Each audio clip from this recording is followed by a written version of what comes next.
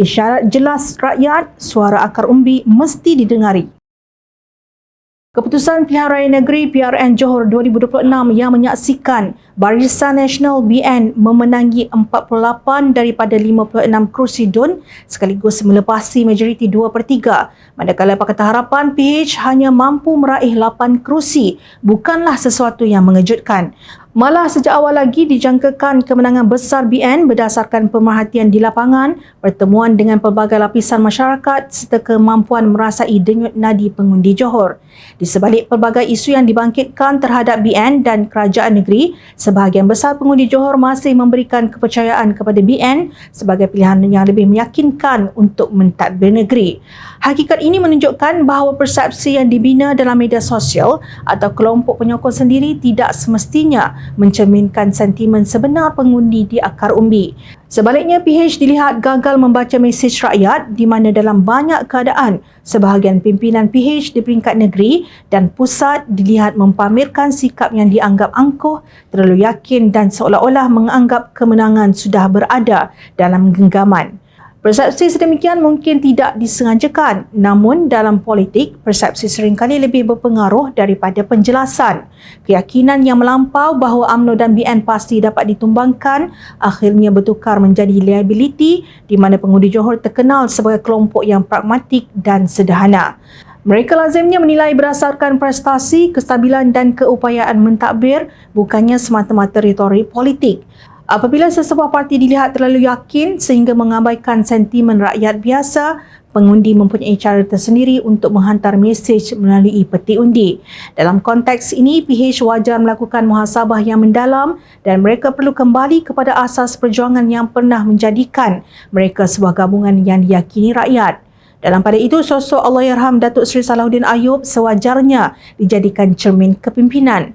Beliau dikenali sebagai pemimpin yang merendah diri, konsisten, mudah didekati serta sentiasa menyantuni rakyat tanpa mengira musim pilihan raya atau kedudukan politik. Beliau tidak memerlukan retorik yang berlebihan untuk memperoleh penghormatan kerana keikhlasannya sendiri menjadi kekuatan. Kehilangan tokoh seperti Allahyarham Salahuddin bukan sekadar kehilangan seorang pemimpin, tetapi kehilangan contoh budaya politik yang sederhana, beradab dan dekat dengan rakyat.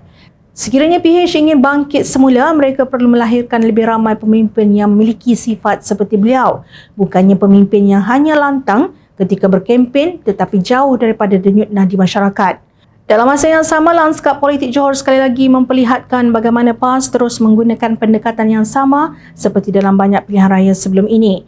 PAS banyak bergantung kepada naratif Melayu dan Islam untuk mengukuhkan sokongan penyokong tradisinya.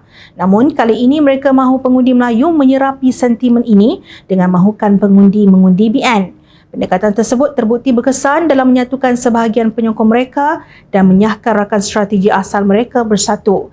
Namun, ia juga sering mengundang perdebatan kerana pengkritik berhujah bahawa ia boleh menyederhanakan isu-isu pentadbiran, ekonomi dan kebajikan kepada pertentangan identiti semata-mata. Oleh itu, pengundi akhirnya perlu menilai sendiri sama ada naratif sedemikian benar-benar menjawab cabaran sebenar yang dihadapi rakyat. Tambahan lagi, PRN Johor 2026 juga memberi satu pengajaran penting kepada semua parti politik. Pilihan raya tidak dimenangi melalui sorakan penyokong di media sosial, jumlah ceramah yang besar atau keyakinan pemimpin sendiri. Ia dimenangi melalui kepercayaan rakyat yang dibina secara konsisten, kerendahan hati untuk mendengar serta kesediaan berkhidmat tanpa mengira musim politik. BN berjaya kerana mereka meyakinkan majoriti pengundi bahawa mereka masih merupakan pilihan yang mampu memberikan kestabilan kepada Johor. Sama ada persepsi itu akan berkekalan atau tidak bergantung kepada prestasi kerajaan selepas ini. Kemenangan besar bukan lesen untuk bersikap selesa, sebaliknya amanah yang perlu dibuktikan.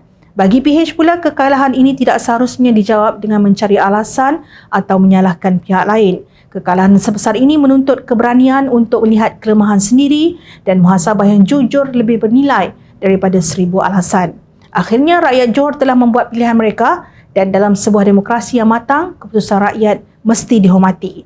Tanggungjawab parti yang menang ialah mentadbir dengan amanah dan rendah hati. Pembangkang pula perlu menjadi semak dan imbang yang berkualiti, bukannya terus terperangkap dalam politik persepsi serta menafikan mesej jelas mengundi. Ingat, rakyat sentiasa memahati.